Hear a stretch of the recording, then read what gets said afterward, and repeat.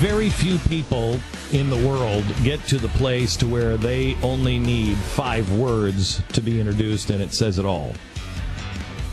The lone survivor, Marcus Luttrell. Welcome to the program, Marcus. How are you, sir? Hey, brother.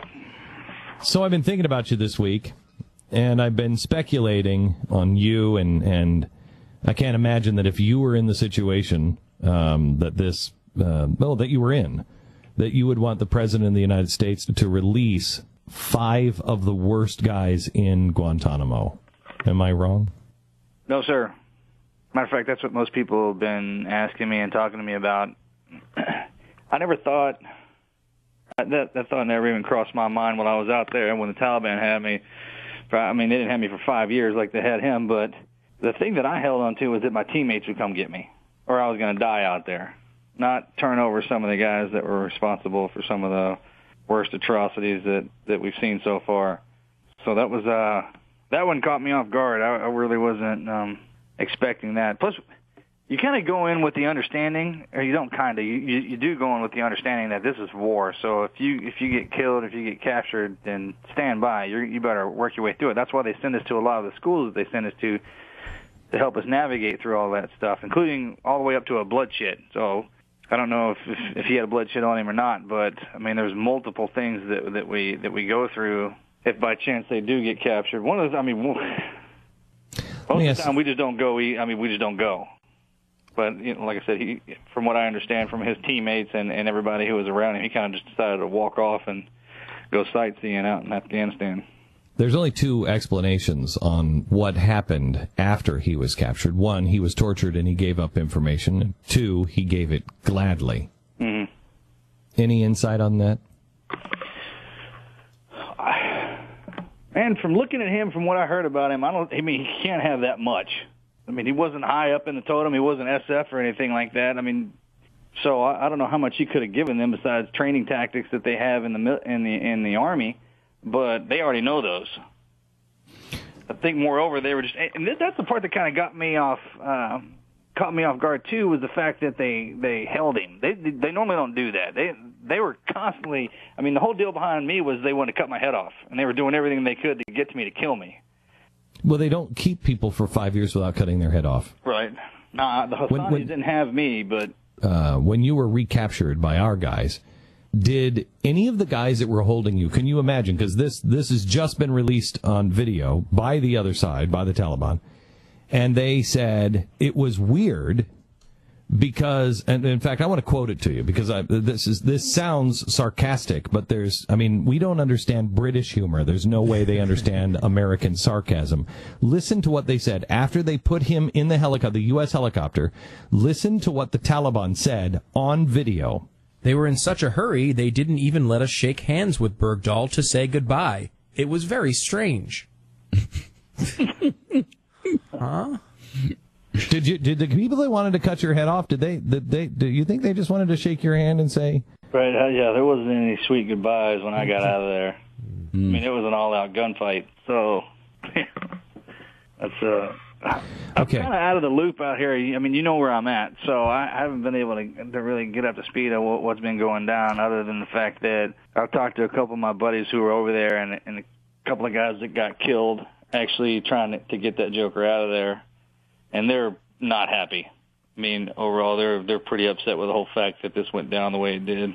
All right, so let me go here. Let's play the audio of this press conference with the president and Bergdahl's dad. Now, let me ask you this. Marcus, how long were you held? 5 days. If you were there for 5 years, do you think you would still understand English? Was that a trick? No, that's not a trick question. You'll understand why I asked it. Do you think you would understand English if you were held for 5 years? There's no trick to this. Yeah, exactly. Unless I took a head injury or something. Yeah, okay, all right. Unless you took a head injury. Got it. I just wanted to make sure we're very clear. I've not been in these situations. You have been, so you can answer that. Mm-hmm. You also speak Pashto a little bit, right? Yes, sir. Okay. Listen to the press conference and tell me your thoughts on this. This is Bergdahl's dad. I'd like to say to Bo right now, who's having trouble speaking English, Bismillah ar-Rahman ar-Rahim, Ze'abayem, I'm your father, Bo. The people of Afghanistan, the same. Khalifa al-Thani, the complicated nature of this. So he's speaking in... Wait. Just what you heard. Do you have any thoughts before we come back and kind of... Oh, but do you have... What's your first reaction to that? I couldn't hear the last part, but they say...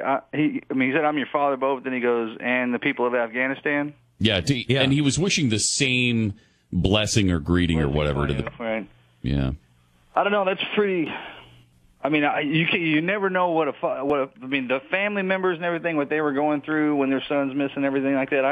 I can attest to that because of when I got home with my mom and dad they were a train wreck, and I wasn't gone that long. Were they speaking Afghani by the time you got back, though? No. No. Yeah. Were they on their way to Pashto? Were they tweeting to the world after you had received, after you had been rescued? No. Were they tweeting positive things about shutting down Guantanamo and returning these good souls to their families?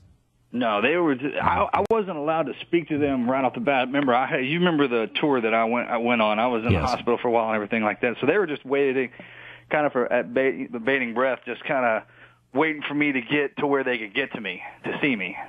And it was an all-out lockdown when I was in transit on the way back, and no email traffic, Facebook traffic, or when he said my son doesn't speak English very well. And then he went in to say in English, "I'm your father, Bo." Mm-hmm. I didn't really understand did that. Did he not speak English when he went in?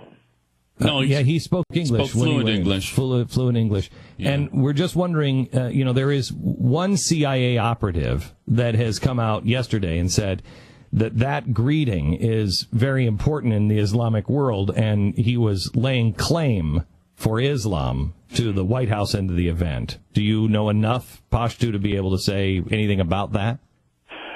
One thing about it is it's interpreted. So depending on who he's talking to and who's hearing the message is how it's going to be received. So with culture in that language, you say if Gulab heard it or something like that, it would be a greeting and whatever. And then if you go down the road a little ways to the people who are all the way on the fanatical end, then it means another thing. That's the crazy thing about the culture and the language and saying certain things. Certain things you could say to somebody over there and everything's fine, and you say it to somebody else and they're gonna kill you. Mm-hmm. So it's a complicated. Sounds like New thing, York. But obviously, he knew who he was directing that to. His captors, which were, let's church anything up. They're the bad guys. Mm-hmm. Marcus, good to talk to you. How you feeling? Great. Just down here trying to stay ahead of the curve, keep from going underneath the knife again. How's your brother? He's good. They just retired him, so he's up in your neck of the woods he's in med school. How many tours has he completed? 12 or 13, I think, when he broke his back again. 13 tours. He broke his back, in the helicopter crash. Do we have 13 tours combined among us here? I don't think we don't have one. We don't have a 3-hour tour with Gilligan's Island. By the way, Lone Survivor DVD out yesterday, Marcus. How and great. Congratulations. We hadn't talked to you. How success great of that. That was outrageous. Huh. Would that wind up 120 million domestically or something like that? 125? And I don't know that. He really? So great. He doesn't even know or care, but it was a huge success. And the DVD, if you for some reason haven't seen this movie yet, go out and get it. It's out on DVD now. Marcus, one last thing. The president in the last week has brushed off the VA scandal. We're no longer talking about the VA scandal. Mm-hmm. You don't think that move wouldn't... Look, I don't ever talk bad about the president, and you know that you're not going to get me to say anything ill about the office, but I will say this. It's been a good job on the politicians shucking off that VA scandal by doing the Bergdahl thing. That provides plenty of top cover, even if it did backfire. And releasing those guys is a bad move. Now, you can listen to anybody you want, or you can listen to people who were over there and have seen it and know what we're talking about. And I watched something on TV yesterday or a couple of days ago, and this lady was talking about the Bergdahl's platoon mates, saying they didn't know what they were talking about. Yeah. What kind of buffoonery is that? And look, you're playing with the dangerous end of the knife here with what you've done. And I understand people. They're just like, the Taliban has been eradicated. They're not around anymore. Well, how you build something like that is from the top down, not from the bottom up. So you put the brain trust in there, and they recruit, build. They're the brains of the whole organization. That's the dangerous part of it. It's not just, okay, these 5 guys, they can't do anything. They're just 5 guys a year in Qatar. Let me tell you something. I don't know what that's supposed to mean when you put them in Qatar like that. What do you think that's prison or something? Gitmo is prison. That's a jump over the pond right there for those guys. I mean, I can't stress this enough that there's going to be some bloodshed here in the future. You don't get that passive, peaceful soul sitting in Gitmo. Somebody was saying the other day, and I happen to agree with it. It was spooky the way the president was greeted at West Point. I've never seen a colder reception for a president. There were 12,000 people there, and it sounded he waited for applause, and by the time he got to the podium, they had all stopped. Nobody was standing, or I would say less than 20% of the crowd was standing, giving him a standing ovation. During his speech, he talks about global warming. He never mentions the VA. And there are times that it sounds like there are 30 people applauding with 12,000 people there. It was frightening because it showed the disconnect between the president and the armed forces. I didn't see that. How does the president hold things together when he has violated the trust with the VA? He's releases. How does that work, Marcus? Truth be told, sir, I don't know. Like I said, I don't speak ill of the office. Because I've heard that he's a nice guy. I've heard that he's a good guy and he's good to talk to and get up. But I mean, just because you're a good guy, that doesn't make you a good SEAL, and that doesn't make you a good president. And people need to know that. I think that maybe the people that surround him just keep him isolated to the fact to where he doesn't know what's going down until after it goes down. I've heard a couple of situations to where he heard about it while he was watching the news or something. And look, man, if the people that you surround yourself with if they're backing you up in a bad way, well, bad things are going to happen. I mean, you're the president, so it's not one of the things that needs to be things. You don't need to sugarcoat anything and be like, hey, look, man, you jacked this up. You need to step up and take responsibility for it. Or you're like, we jacked up and we jacked this whole thing up, and we're going to take the hit on it. Irregardless, the buck stops with the man. And I don't know. There's a reason why I don't follow politics and I stay as far away from that crap as possible, man, because I like to see my enemy in front of me, and there's just so many moving parts. And what you were talking about with the VA and everybody's shocked that the guys are finally starting to die. The VA is an incredible black hole. You won't be able to fix it unless you shut it down and rebuild it. I saw something the other day where they were shutting down the assets for the soldiers so the guys could get their bonuses. When you have that stuff going down, just like it did on Wall Street and with the housing and everything like that, it's going to break. Yeah, there's pictures and information on the Blaze today about how there was just there's feces in the hallways and I mean it's a mess. Oh, bro, let me tell you something. There's a reason why they put popcorn machines and coffee shops in the front of the VA in the lobby, and that's the massive smell of death and feces and stuff like that. You didn't know that? No, I did not know that. I mean, and there's good doctors in there. There is, and there's people busting their butts and trying to get these guys what they need, but it's not enough of them, and they slam into a wall, and I avoid that place like the plague. Literally, Marcus, thank you. We love you, and say hi to the family. Yeah, love you, bro. I'll see you when I get back. See ya. Bye.